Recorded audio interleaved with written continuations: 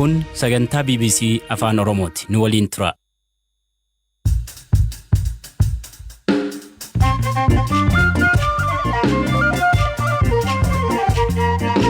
Akka mooltan dhaggeeffatoota keenya tamsaasni keenya kamisaarraa eegaleera.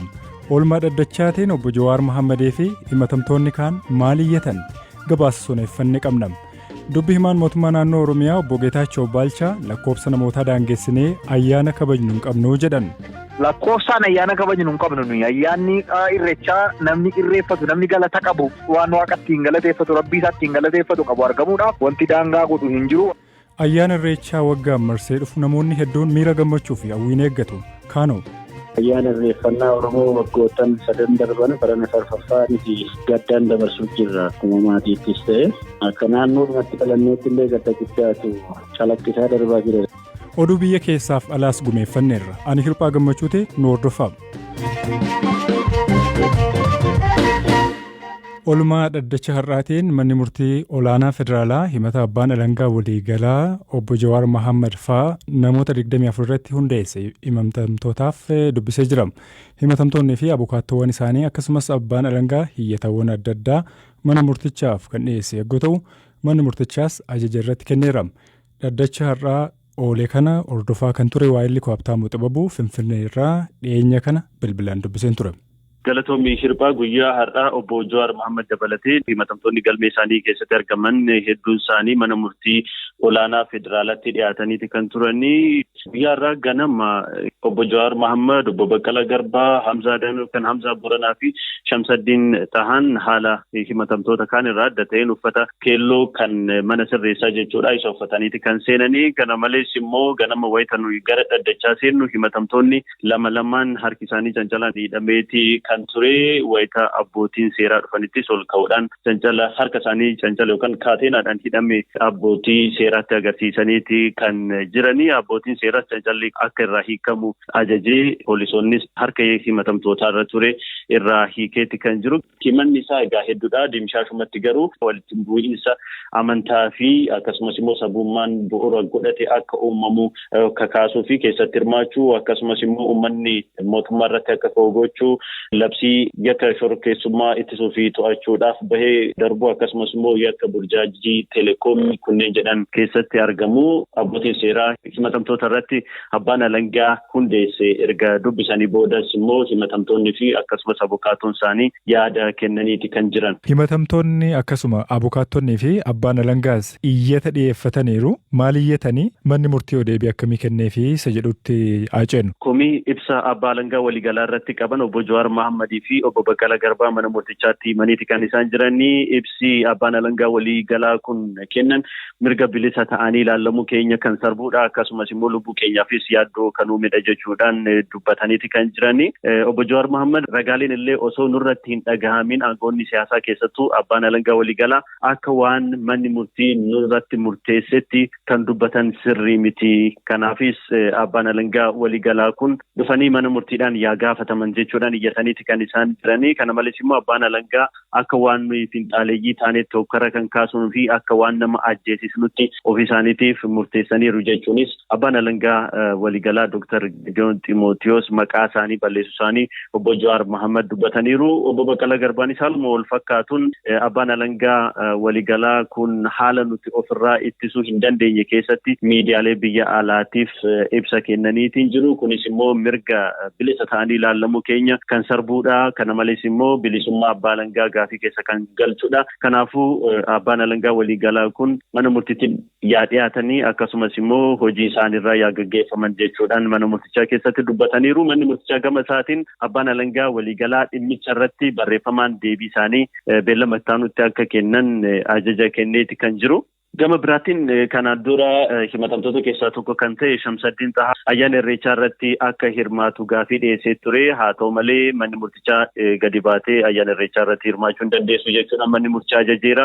Keessattuu himatamtoonni manuma sirreessaa keessatti uffanni aadaa seenee fi ayyaana irreechaa akka kabajan abukaattoowwan isaanii iyyataniiti kan turanii. Manni murtichaas bifa hordoftoonni amantaa biroo ayyaanawwan itti kabajaa turaniin ayyaana irreechaa akka kabajan haalli akka mijaa'uuf manni murtichaa ajaja kenne. Gama biraatiin abbaan alangaatis dhaddacha Har'aa irratti iyyata dhiyeeffate obbo Dajanee Guutamaa, Dr. Biraana Masqalaa Abbabaa fi Tsaggaayee Araarsaa yookaan immoo Tsaggaayee Raggaasaa irratti waamichi gaazexaa akka taasifamu ajajni naaf haa kennamu jechuudhaan abbaan alangaa gaafatee ture. Manni murtichaas waamichi gaazexaa akka taasifamu ajaja kenneetiin jira. Himatamtoonni yookaan immoo abukaatoowwan isaanii ittisa himataa onkololeessa 23 bara 2018 gara kutaa reejistiraaraa mana murtichaatiin akka dhiyeeffatan abbaan alangaa immoo deebii isaa 18 bara 2013 gama dhaddachaatiin akka dhiyeessu manni murtichaa ajaja kennuudhaan dhaddacharraa goolabamee jira. Gidduutti immoo oduun gabaabsee isinitti himama. Sa'aatii 24 darbe keessatti Itoophiyaatti namoonni 730 kooroonaa vaayirasiin wayita qabaman namoonni 7 du'aniiru. Walumaa galatti lakkoofsi namoota vaayirasichaan qabamanii 76,000 caaleera. Weerarri kooroonaa vaayirasii ijoollee durbaa miliyoona 2,500 addunyaa irratti ijoollummaan eerumaaf saaxilaa jiraachuu Save the Children akeekkachiise. Weerarri kun hiyyummaan akka hammaatuu fi umurii malee warroomuu ammeessaa jiraachuu jaarmiyaan kun ibseera.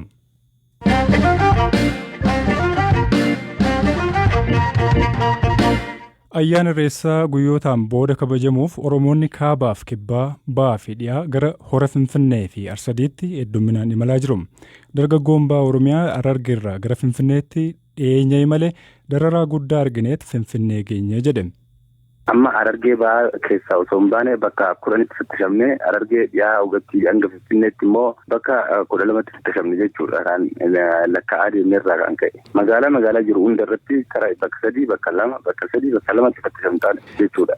Wanni isaan si ajaa'iburraa miikaa xiqqishaa harkaa qabdu miikaa qarshii lamaallee gabbisanii irratti walgaanii nam 10 fattashan miikaa xiqqaa miikaa hidhaa qabu yookaan huccuu qabu irra walgaanii akka ruumeksaatti irra walgaanii fattashaa gaggeessanii alaabaa fi huccuu aadaa Oromoo kana yookaan argan keessaa fuudhanii amma namoota tokko akka qaban jira kan ijaan arge.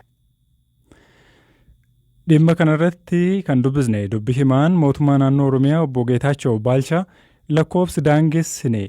lakkoofsi daangessinee ayyaanni kabajnu hin qabnu jedhan waa'ee lakkoo Eeliyaas Hordofaatu dubbise. Akka abbootiin gadaa kaasanitti ganda qe'eetti maatii gidduutti jalqabama. Dhumarratti walitti dhufeetu kan hora Finfinnee fi hora Arsadii immoo karaa adda ta'een namoonni bakka garaagaraa jiran walitti dhufanii kan kabajan waan ta'eef ayyaana kanarratti yeroo hirmaannu karaa dhibeef nun saaxilleen hirmaachuutu nurra jiraata.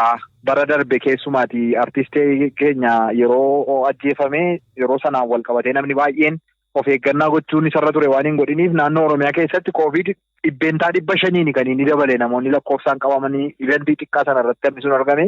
Kanaaf karaa dhibeef nun saaxilleen ayyaanni keenya kabajamuu qaba. Ayyaanni keenya immoo miidhagina isaa eeggatee kabajamuu qaba. Nagaadhaan kabajamuu qaba. Kan jedhu kallattiin jiru kanarraa kan hafe lakkoofsa amma kana hirmaachifnaa kun ga'ee mootummaatis miti kan kana gochuudhaa qabu abbootii gadaati akkatti hirmaatanis kan murteessan ardaalee jilaarraatii akkamittiin namni akka hirmaatu haala mijeessaattis kan jiran isaanuma waan ta'eef karaa mootummaatiin nuyi lakkoofsa murteessinee daangeessines hin qabnu. Gara Finfinneetti namootni ayyaanuma kanaaf dhufaa jiru karaa irratti faa rakkoon nu qunnamaa jira jedhaniis kan nutti himan jiru dhorkamaa jirraa wanti jedhamus kaa jira obbo Geetaachoo. Kuni ta'ee jedhameetu ayyaanni Oromoo keessumaati naannoon Oromiyaa ayyaanota uummataa gurguddaa yeroo kabaju ayyaanoti uummataa kun karaa nagaatiin akka hin kabajamne humnoonni ayyaana kana gara jeequmsaatti karaa walitti bu'iinsaatti jijjiiruudhaaf humnoonni yaalii godhan kallattii arfaniin waan itti socho'aa jiranii jiru.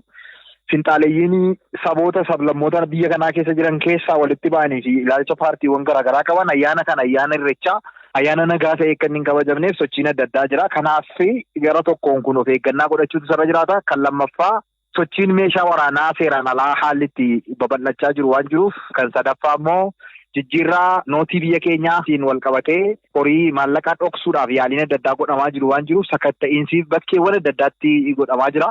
Dhimmoota kana sadanii wajjin wal qabatee sakatta'iinsi karaa adda ta'een akka godhamu kallattiin kaa'amee jira. Sanarraa kanaaf namni nagaaf adeemu namni dhimma mataa isaatiif adeemu magaalaa Finfinnee galuuf dhorkaan tokkoyyuu hin jiru wanti dhorkames hin jiru.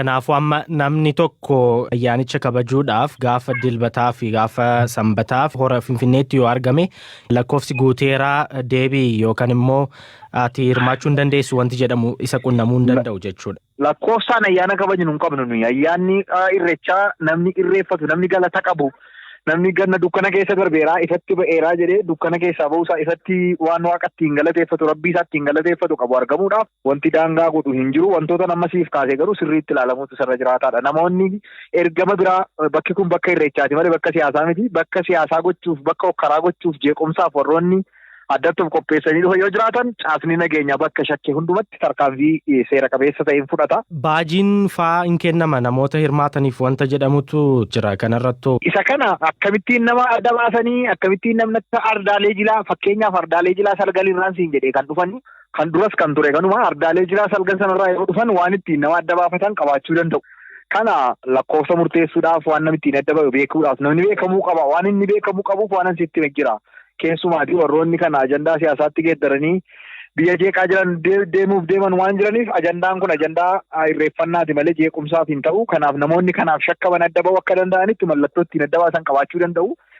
Baajiidhaan adda baasu moo waan biraatiin adda baasu sana abbootii magadaatii fi qaama dhimmisaa laallatu kan kana murteessu waan ta'eef odeeffannoo ammaaf kana jechuu hin danda'u. Garuu namni hirmaatu sun karaa qulqullina qabuuni karaa ayyaanicha qofaaf baheen akka inni hirmaatu godhamuu qaba kan jedhu irratti garuu walii galameera. Dhiyeenya kana immoo koomishiniin poolisii naannoo Oromiyaa humnoota ayyaana irreechaa irratti jeequmsa uumuuf socho'aa turan jedhu 503 to'annoo jala oolchuu beeksiseera. Maqaan koo Tolaa Naga'oo.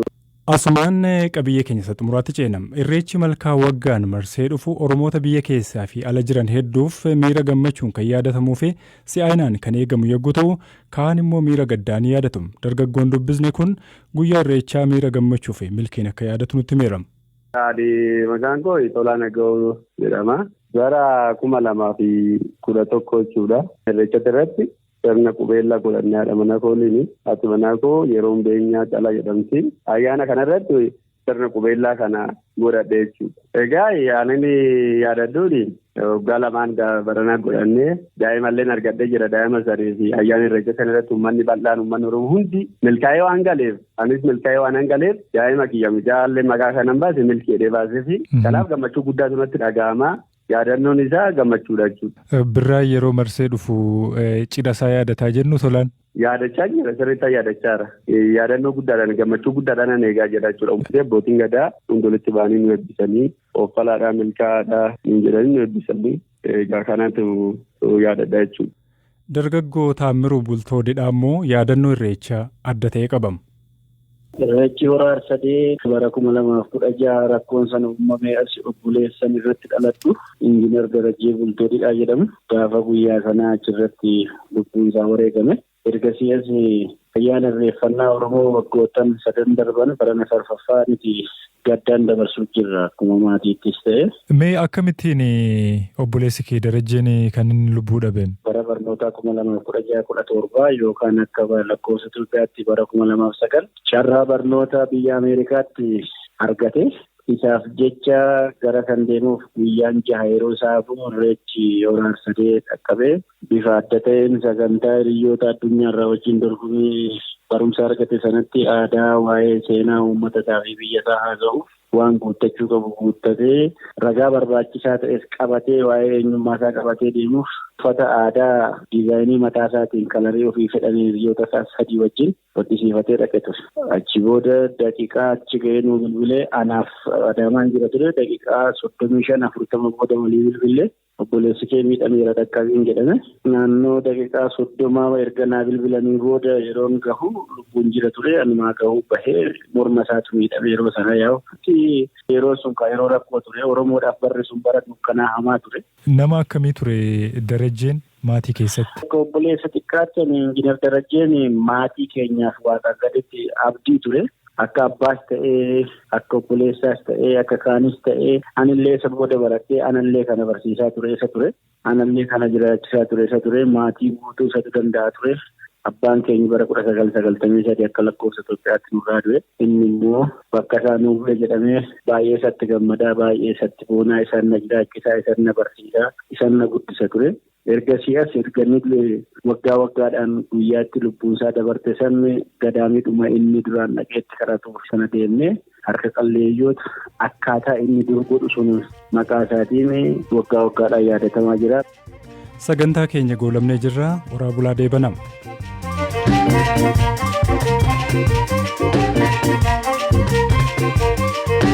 Thank you.